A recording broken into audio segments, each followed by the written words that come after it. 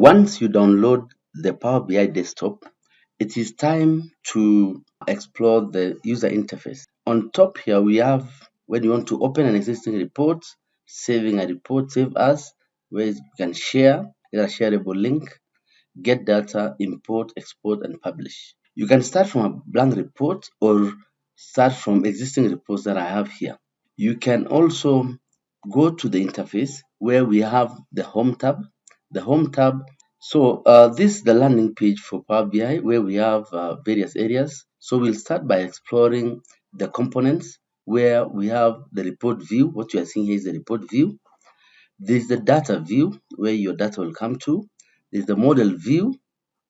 And then we have the DAX query view. When you go back to the report view, you'll see we have the filters, visualization where you add your charts. You can see here we have a stack bar chart, we have a donut chart, Python visual. Expand this, you'll see where the data is going to sit and your model.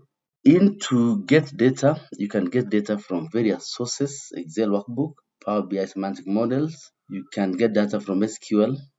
There is the insert tool where you insert either new page or generate reports, all visual AI visuals, modeling, calculations, parameters, Q&A, view as the themes and the various whether you want to scale your report to fit or look at a mobile view.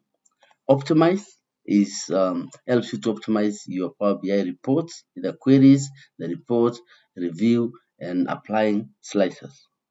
At the bottom here is pages where you add pages to that.